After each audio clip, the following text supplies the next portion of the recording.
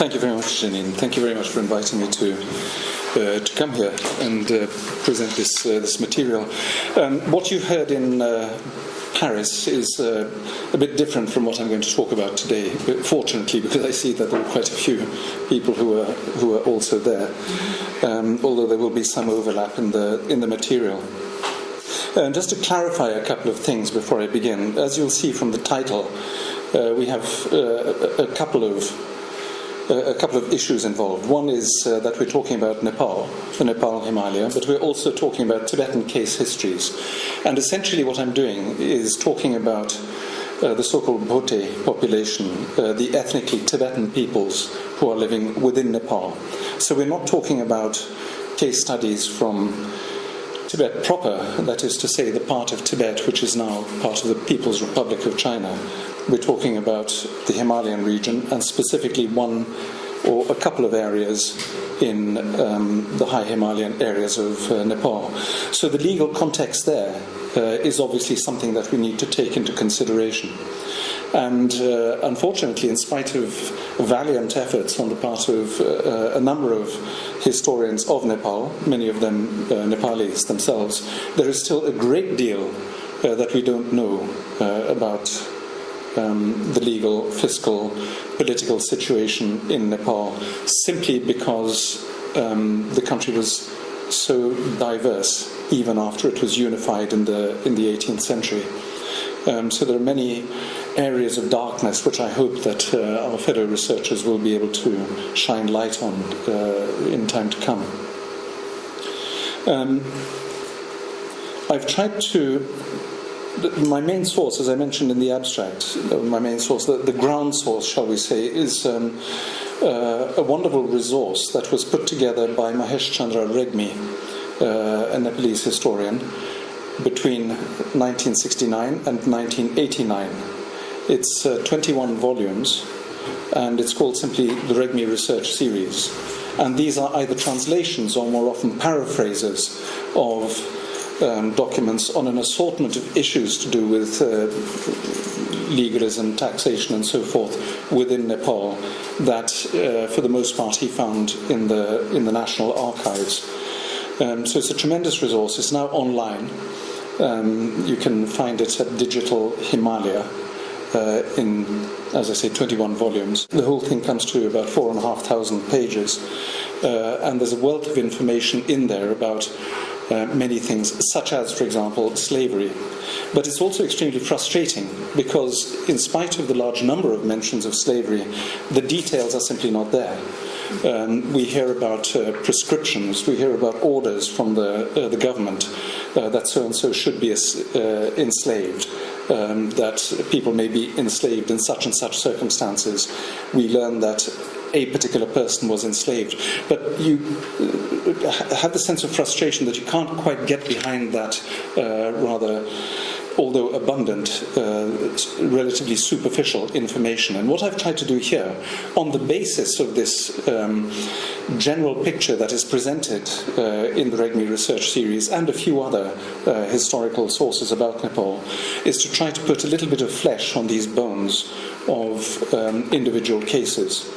Very rare are the cases in which we actually have narratives of people who were slaves or people talking about slaves, other than in the most cursory terms.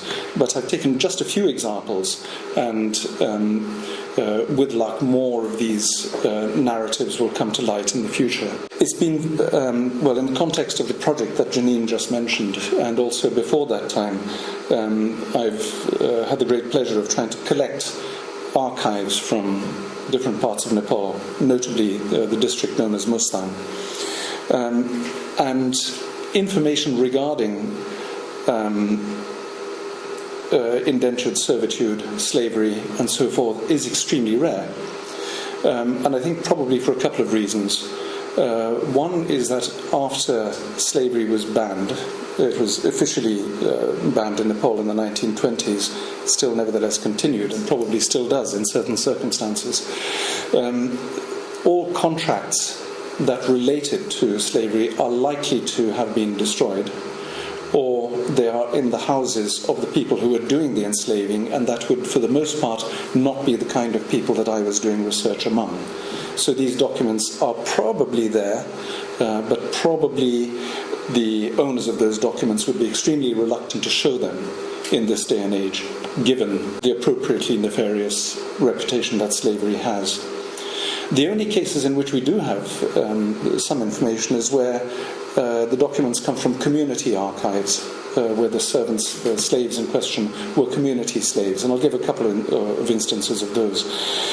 As I say, it is otherwise rather surprising because one hears so many stories about people who were, as a consequence of indebtedness, enslaved to wealthy landowners.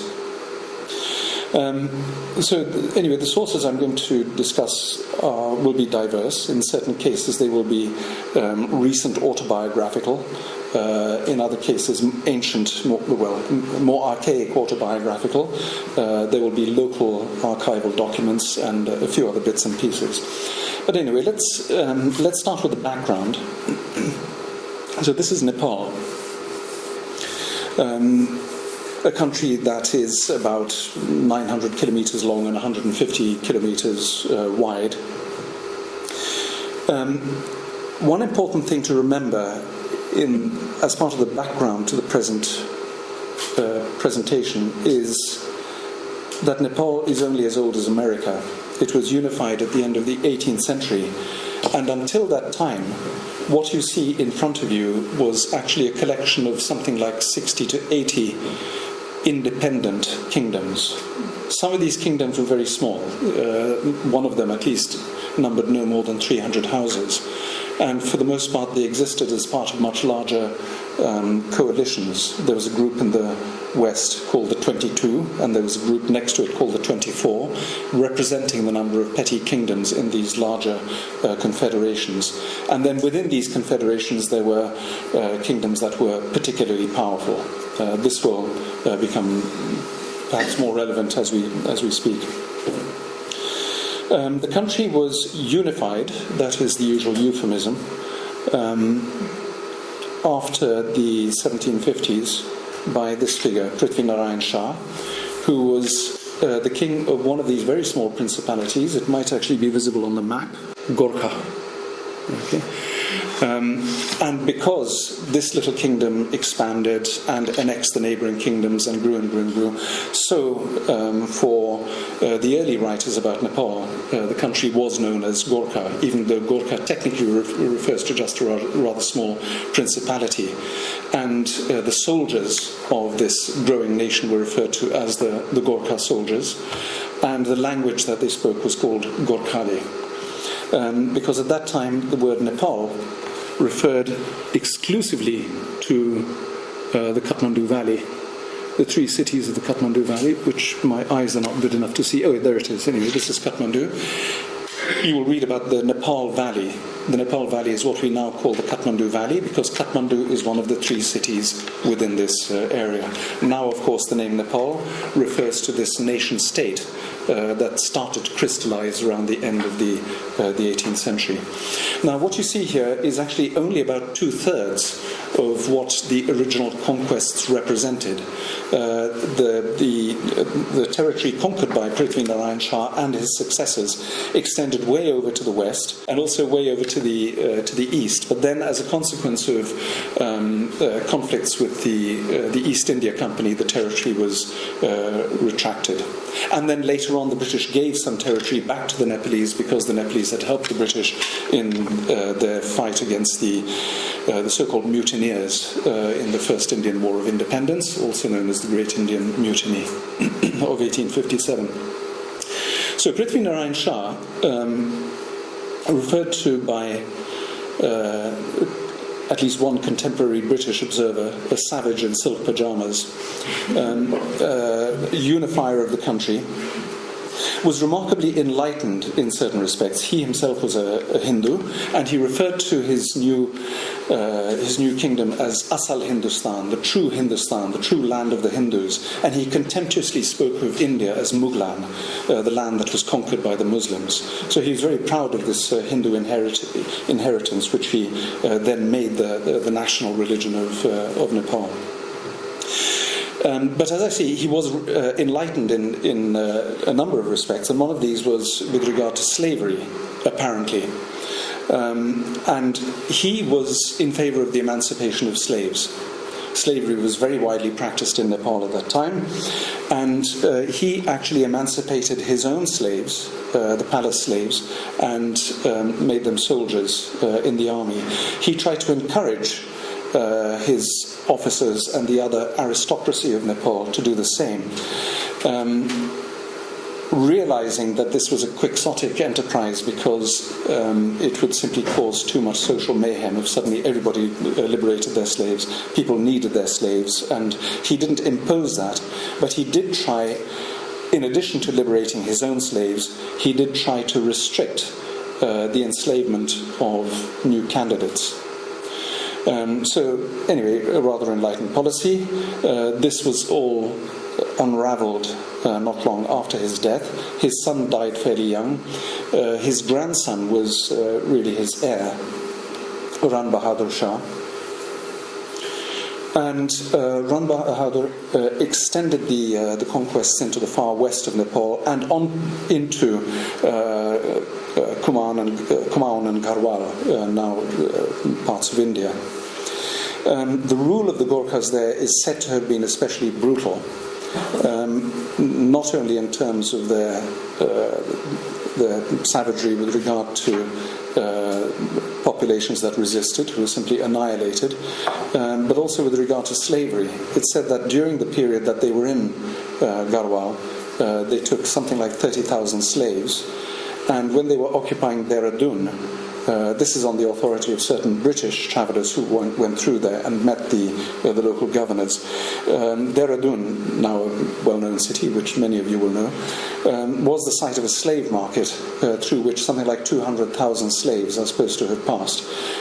These were being sold by the Gorkhas to all comers, Indians and Tibetans alike, interestingly, although we have not many further details. 200,000 may have been an exaggeration, but anyway, this is what was reported.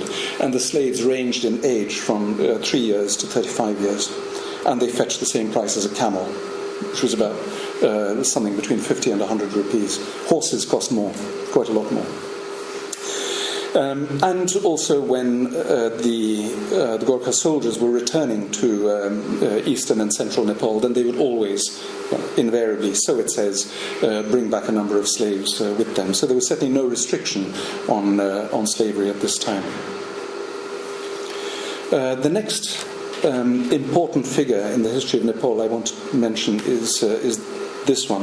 In 1846, there was a coup staged by this individual, who was then called Jang Bahadur Kunwar, who changed his name to Rana for reasons of prestige later on. And he effectively took over the reins of government after a massacre of many court officials.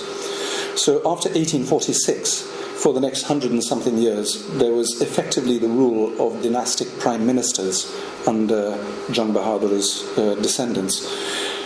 The Shah dynasty was still nominally in place, but they didn't have any real political authority, and it was only later on, after 1951, with the restoration of the monarchy under King Tribhuvan, that the Rana regime, as it was subsequently called, collapsed. Jang Bahadur Rana is somebody who is important for a number of reasons, not only for this famous palace coup, but also because he himself was a rather enlightened reformer. He wanted to abolish slavery, and he also wanted to abolish the practice of sati, that is to say, the immolation by widows on their husbands' pyres. He had a number of wives. He abolished sati, but after he died, all his directives were reversed, and all his wives met their end on his funeral pyre. So it was beyond his control.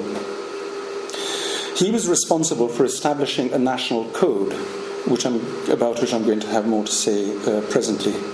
the definitive, if I may put it that way, regulation against slavery occurred under this individual, Chandra Shamshad Jang Bahadur Rana, who was the Prime Minister until 1929.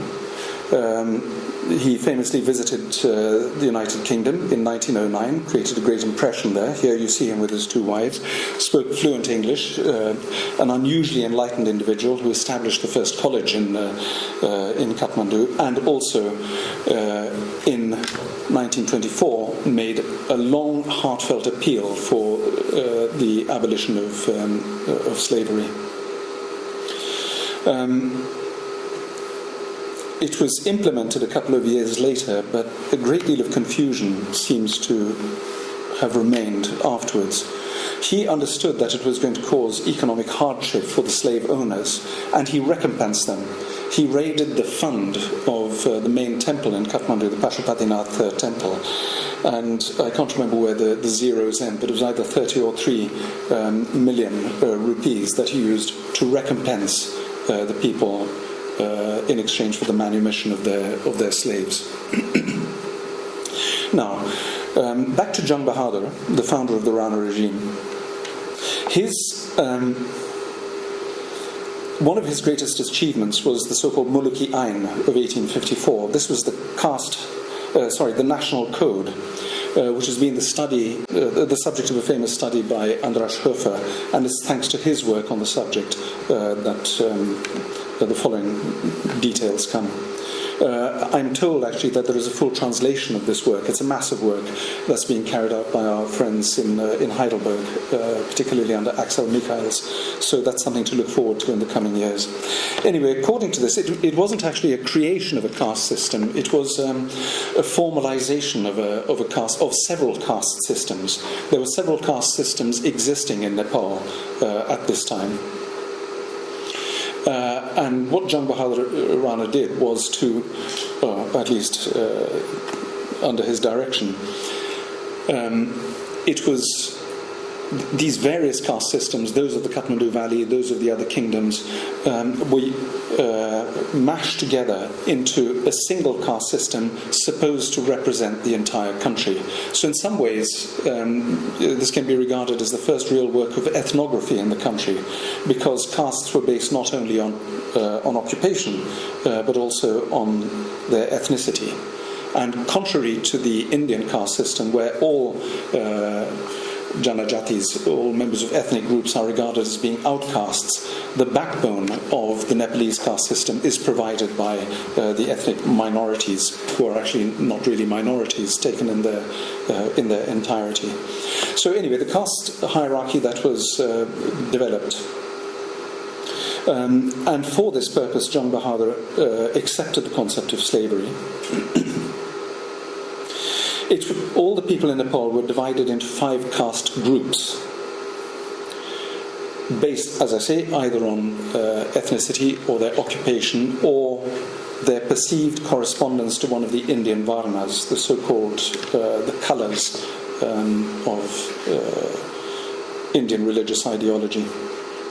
So at the very top, you have the wearers of the sacred cord. And then you have 2 ranks which are really developed to accommodate the so-called tribal populations. There were the non-enslavable alcohol drinkers, and next there were the enslavable alcohol drinkers. Now, I'm not making this up. This is actually, these are technical terms. So non-enslavable alcohol drinkers were the Namasine Matwali. Matwali is drinker, Namasine, not enslavable. And the enslavable alcohol drinkers, Masine Matwali. And I think I've mentioned this anecdote to some of my colleagues in this room before, when I was at a dinner at a university in Oxford and trying to explain the caste system to a professor of physics. And then I got past the wearers of the sacred cord and then got down to enslavable alcohol drinkers. And he'd been looking at me with some bewilderment. And he suddenly perked up and he said, you mean like graduate students? And anyway, so these three caste groups represent the so-called pure castes, and then below them you have two categories of impure castes, impure but touchable, and then untouchable. Okay, so we won't go into the terminology about this, but bear this in mind.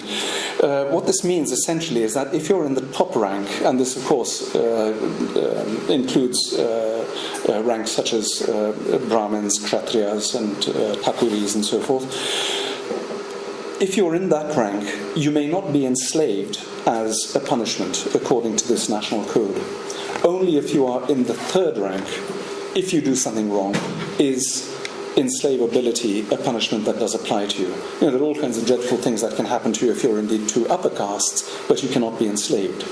You may be demoted in caste. You could lose your caste status and be demoted to the rank of enslavable alcohol drinkers, in which case, if you offend a second time, then you can be enslaved. So everybody below this level belongs to an enslavable category. And this is invisible to you, but anyway, it's a photocopy of the relevant summary page in Andras Höfer's book on the Muluki Ain. So, bearing that in mind, digging through the Regmi Research Series, I tried to find information about the Tibetan populations. Now, well, let's see if I can go back to this. So, you know, Nepal is ethnically complex. There are about 100 languages here. But broadly speaking, all the populations who live in the northern borderlands here, the blue part, they belong to Tibetan-speaking groups. There are about 15 of these. In many cases, the dialects of Tibetan they speak are mutually incomprehensible, but they are Tibetan speakers, and they belong to the third rank, the enslavable alcohol drinkers, Masine Matwali. Sulukhumbu is an area of where the Sherpas live, and the Sherpas are a Tibetan-speaking population. So as the rule of law spread through the country, the rule of Hindu law after the unification, there were certain laws.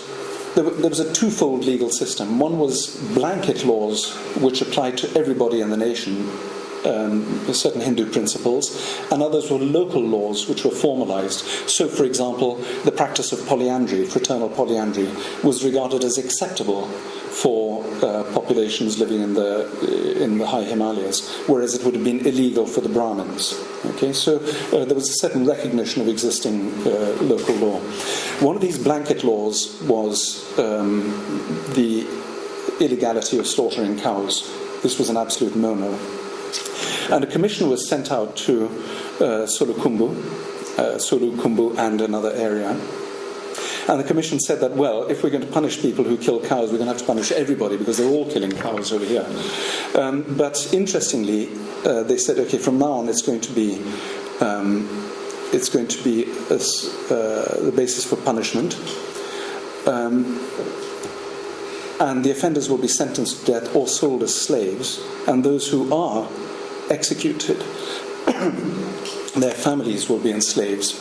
What is interesting, if you look at the dates, if they've committed this crime after February 1804, they should be sentenced to death or sold as slaves. And this is following a commission that was sent in 1805, so this was active retrospectively for more than a year.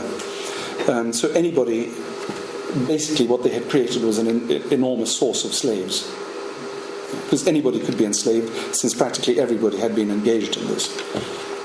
And those who were executed, wives, sons, daughters, and bondsmen, interestingly, so even those who were in bondage to these offending families would be classified as family members and sold as slaves. In certain cases, it was quite clear that where people had families, the families could be taken off and enslaved, and they themselves might be enslaved. Then in other cases, in random cases, then it was regarded as more expedient simply to execute the offenders. And there was one notorious case of a Damai. Damais belonged to the outcast group. They are tailor musicians, and there was a case in 1806 in the far west of Nepal, which is sometimes cited in relation to episodes of cow killing, where a Damai had hit a cow with a stick, obviously hit it rather brutally because the cow died afterwards. and he maintained it was an accident. He was tried, and he was acquitted. But then the prosecution appealed, sent the appeal to Kathmandu. The response came back that actually he should be found guilty after all, and he should be executed by the following method: to cut the flesh from his back, apply salt and condensed citrus juice to the wounds, force him to eat the flesh himself, and thus kill him. So cow killing was taken very seriously, and you were lucky if you got away with enslavement.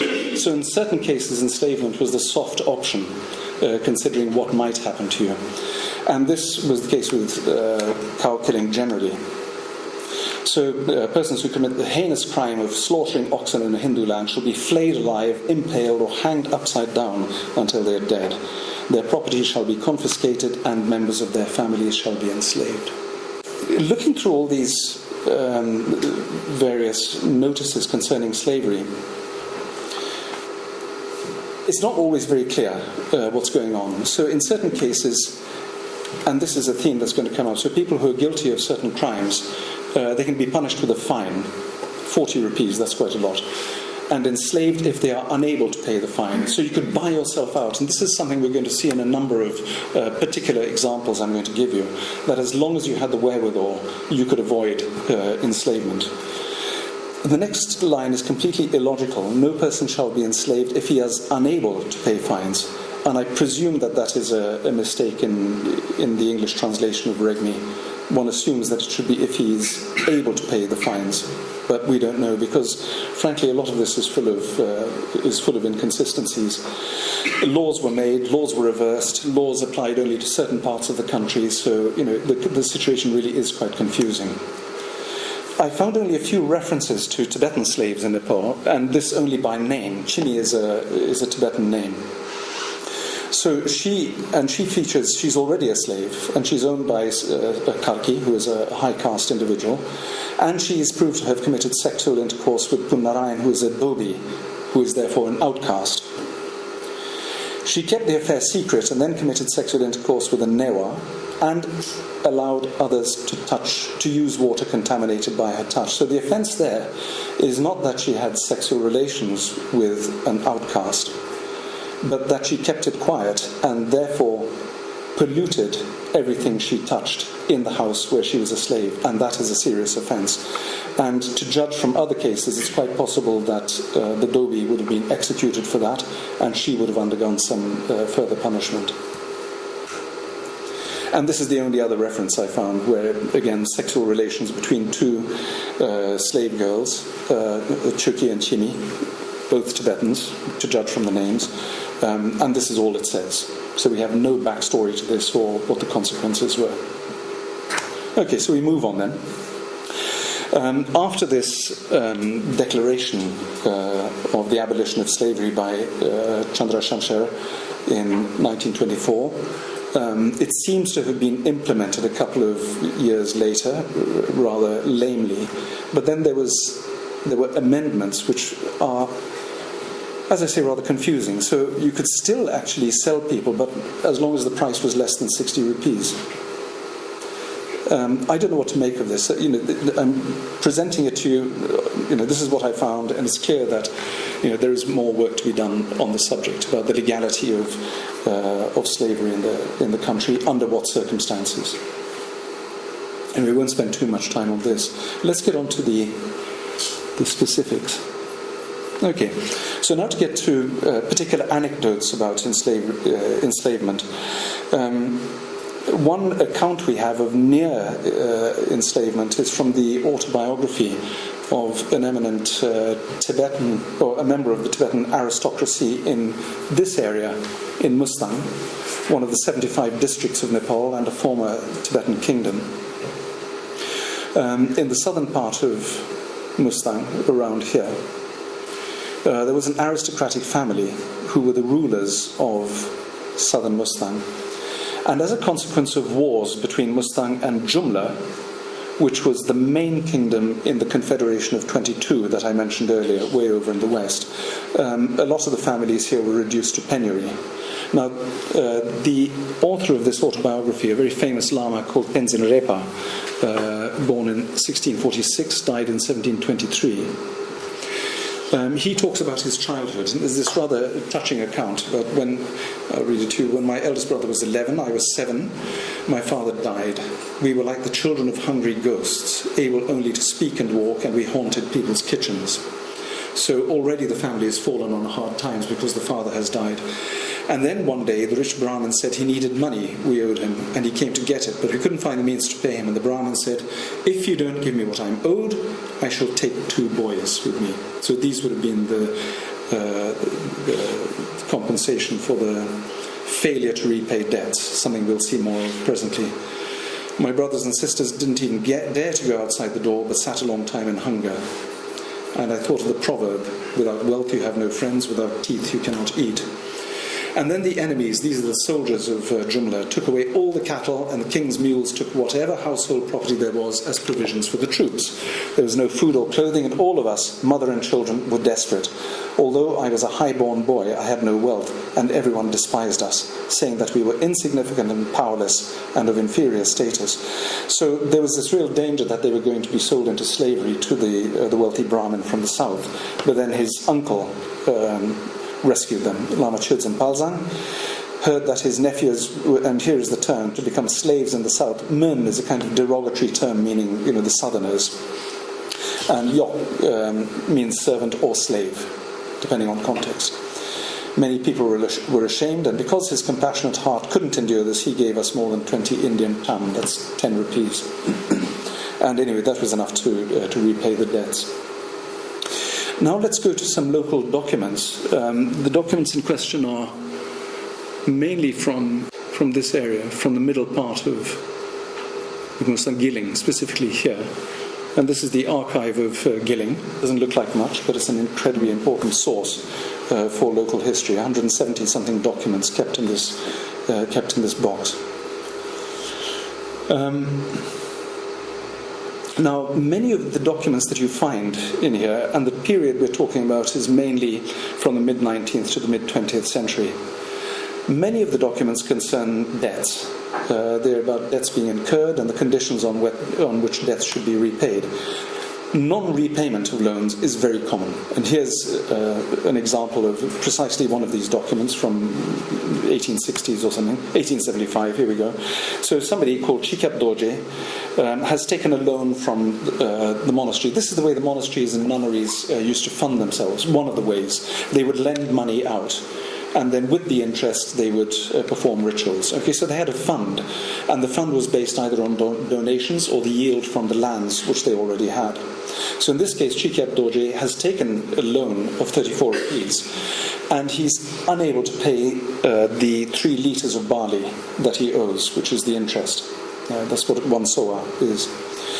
And he says in this deed, if I'm unable to repay it, I shall give this field, named Lenper, all fields have names, for the 34 rupees for the convent from which he's borrowed the money, for as long as the world, age, and the sun endure.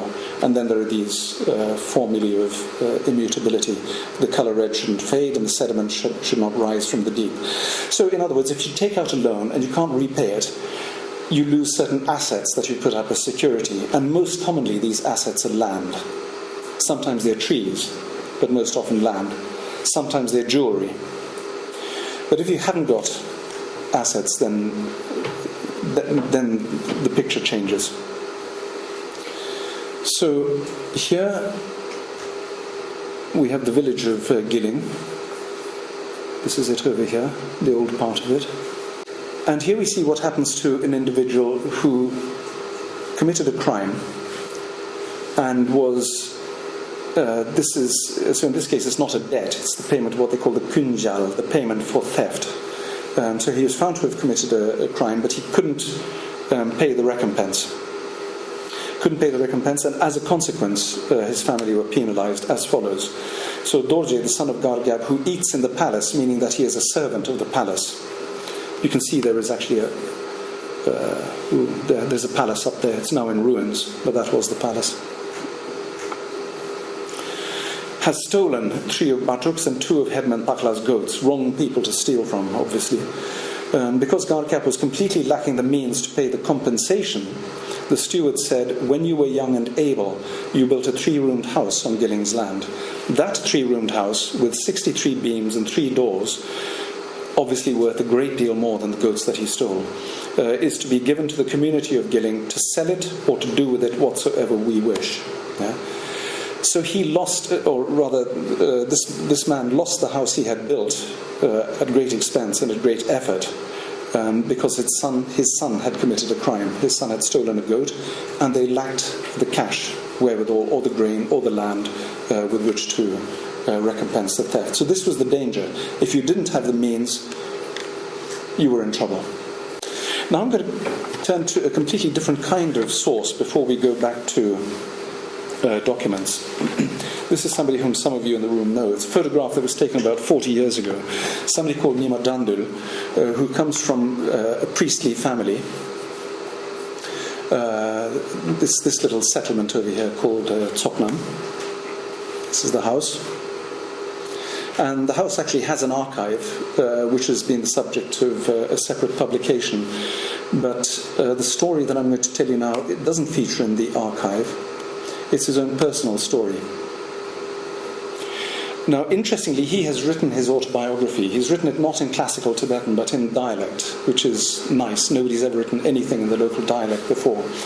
And there's a passage in here about his stepmother and how she came to be his stepmother, how she came to be his, well, technically not stepmother, it was his father's second wife, who lived jointly with his own mother. So it's a story about debt bondage, and his parents, who were priests and wealthy, from priestcraft and also from gifts of land and so forth, they were able to lend money, and one of the families to whom they lent money was unable to repay the debt, and as a consequence, according to the contract, this family had to provide the priestly family with indentured labour of everybody in that family until up to the age of 18. So basically all the children would come to work for the family. That was the term. Sometimes it can be lifelong, sometimes it can be up to a certain age. As I say, these documents are very difficult to find. Excerpt. Anyway, I tell the story because in a sense it has a happy ending, because the bondservant in question essentially comes to dominate the family. It wasn't really my father's fault. This is something that was known only to my grandfather, my father, my mother, and my father's second wife. How all this came about was that my future stepmother's household had run heavily into my grandparents' debt, and in accordance with the terms of the debt contract, my grandparents took everyone up to the age of 18 from that household as bondservants. When my grandfather Namgyal was 60, my grandmother Chodro passed away. My future stepmother, who was just 16 at the time, was a bondservant in our house. My grandfather used to get her to delouse him every day, cracking lice on his head and picking out the nits. If he was lying with his head on my younger mother's lap every day, what might have happened? Where would he have put his hands, and where would he have been looking? He would probably have let himself go. My future stepmother would have had no need at all to feel shy, and if they strayed, I can't blame them. This wouldn't have happened just once or twice, but then she found herself with child. He was an old man and felt embarrassed, but what was he to do? We've made a mistake, he told his son, my father. Please, would you take her as your junior wife? If you refuse, I'll be the one who has to marry her. We must be kind to her. And there was, of course, an enormous discrepancy in age, 60 versus 16. Without immediately giving his assent, my father went straight home to his wife. This is what my father says. He explained to his wife. What shall we do? You should take her as your junior wife, my mother said. I heard she later had a son, but that he died. And so my father took her as his junior wife. For several years after that, my mother and stepmother got on quite well. Sometimes both women would have children at the same time. But then my father moved in with my stepmother and only came home once in a while. Sometimes when he did come, he would be unfriendly to my mother. I remember seeing my mother crying all the time with unhappiness for the reason that she and my father didn't get to live together. My father no longer cared for his senior wife because he had a younger wife. The children who lived with my mother were myself, my older brother, and my elder sister. I forget the names, the three of us. My eldest brother and sister lived with our stepmother in Soknam. My stepmother was clever. Because she got her hands on the senior mother's eldest son and eldest daughter, everyone had to keep their mouths shut. My stepmother kept my eldest sister and my eldest brother with her, and because she was very smart, she took excellent care of the eldest son and the eldest daughter. She took care of these two siblings from when they were 3 years old, and when my eldest sister left to get married, it was my stepmother who paid all the expenses and the dowry. When my eldest brother got married, my stepmother found a wife who would form a polyandrous marriage with her own son, Karnatsering. I remember my stepmother saying that if the eldest son of the senior wife and the eldest son of the junior wife took a bride together, all the other siblings would get on with one another. Because my own mother wasn't very smart, there was no chance of her own children growing up with her. She was unable to say how wrong it was that they should grow up in someone else's care. That's how things were. So that, in a sense, is a happy story for the Bonn servant in question, because she somehow survived the system. Moved to another village a little bit further south, another Tibetan village of priests, and the hereditary priests. And here the normal system for marriage until recently was bride capture. It was formalized later on, and then even later on, it became a fiction, so that two people who were in love would stage a capture, because it was a lot more prestigious than a mere love marriage. But certainly up until relatively recent times, there was real capture. And the bride in question, she was dragged home, to the husband's house, and of course she had no idea what this person was going to be like. It was not like an arranged marriage where at least her parents would have some say in the matter. So there's one rather nice little document. I don't think we can really, can we? I don't know. Unequal situations of dependency, I suppose it would classify. There must be very unhappy marriages around with dependent wives, but this is one fragment of a document concerning a dispute on the part of a wife who'd been brought into a capture marriage and was not happy with the situation. The relevant bits of the text say this: whether her husband be clever or stupid, because of past karma, she should be of one mind and one body with him. So implying that the guy is stupid. And she's forced to live with him, but because she's the wife, she should just put up with it. And then it goes on, if she leaves him to go with a handsome boy, so not only is he stupid, he's actually ugly as well, to go with a handsome boy whom she has chosen herself, she shall pay a fine of 100 rupees to the village. There's no date on this, but judging from the quality of the paper and so on, it's probably more than 100 years old, and nobody would ever be able to raise 100 rupees. So anyway, this was the community decision. She's landed with this unattractive, dim-witted husband because of her karma, that is to say, because the village captured her. And she's free to go if only she can muster the impossible sum of 100 rupees. So the last example I'd like to give is the case of it's what they call theft price, kunja, and it concerns a young woman called Dolma in 1907. So the text here, there are 3 documents, and this one, which is the first of them, I'll read you the translation or a summary of it. From inside the protector's chapel, that is one of the chapels associated with the monastery,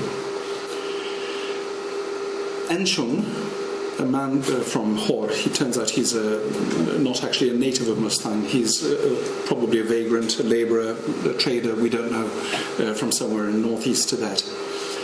Enchung and his common law wife, Namgyal, and Namgyal is a woman who is from the village of Giling, conspired together and carried out a theft, including a famous gold and copper image of the goddess Tara. They also stole, or he also stole, various other ritual objects, metal objects, thunderbolt, a bell, and these were said to have been of really good quality, and various other receptacles from the temple. An investigation was carried out, and they were found to be guilty. They were arrested. Names the mediators. They were unable to pay the theft price, and Enchung, the thief, was sentenced to have his hand cut off. But his girlfriend, Namgyal, begged that this should not be done, and that instead her 13-year-old daughter, Dolma, even though she was not the daughter of Enchung, should be given to the community as a slave. It was agreed that she should serve the community until her death. Now, were such sentences actually ever carried out? Yes, there is a hand. You see these things in temples once in a while. Here it's been hung up next to some tiger claws. I think they look bigger than snow leopard claws. But anyway, they're sometimes hung up in temples and in palaces as protectors. So this is one of several dried hands you can find in temples in Muslim. Excuse me, presumably from theft. Okay, so he was sentenced to have his hand cut off. They had no money. Dolma, the daughter of his girlfriend, was given as security. The following year, now Dolma has reached 15 years of age, and she is sold to somebody called Songpen Rinchen Barma. Oh, wait a minute, maybe you have the text here. No. Of a village further south for 115 rupees. However, the monks come together and they say that these days one should not do such things, which is interesting because this is 20 years or 18 years before the abolition of slavery. So, was it a particularly enlightened view that was being held in this area? Anyway, the monks intervened and said that she should not be sold outside. Because we were unable to give her to a new owner, the district chief, son, also sent word to ask for clarification on whether or not she had actually been sold. Discussions followed, and it was finally concluded that she should not be sold to anyone outside the village. She may not be sold to anyone, powerful or weak, but the directive says, if you do sell her, you may only sell her to Rinchen Barma, who is this person that they were originally hoping to sell her to. But not for 115 rupees, but for 107 rupees. The whole thing is completely unclear. Okay, on the one hand, we're told that she can't be sold at all. Then we're told she can't be sold outside the village. And then we're told that she can be sold outside the village, but for 8 rupees less than the original sum. So, this is one of the fascinating and really frustrating things about these documents. There is something going on. It's something very interesting, but we really don't know what. Anyway, what is clear is that she is a slave. She's a slave for the rest of her life, because it then goes on to say that if her parents come with the money and are able to pay it and ask her to be returned, the parents may not buy her back. Okay, so even if they can redeem her, it's not to be the case. The last document in the series is from 1914, and it reviews the case. And it says that in 1907, the Horpa Enjung and his wife Namgyal stole images from the temple. Namgyal's 14-year-old daughter was given as theft price. Now, the village and a monk. The monk is called Gelong Ngawan Loden, so he's a fully ordained monk. They each give 36 rupees to the community. So a total of 72 rupees. So that she becomes common property. Now that's also completely obscure. So she's already village property, she is a slave of the village, but then some other component in the village and this monk team together to pay 36 rupees each to buy her for what? We don't know. It would be nice to think that the monk, in conformity with what we seem to have heard from the monks in the earlier document, thinks that it's inappropriate that she should be a slave, and perhaps he's buying her to make an honest woman out of her. In other words, to turn her into a nun, so that she can be a member of the nun sorority in the village and will not have to work for the villagers, or perhaps only work part-time.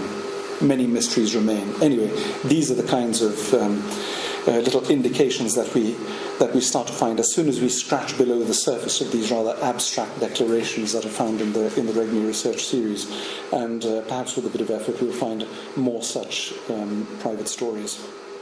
Okay? Thank you.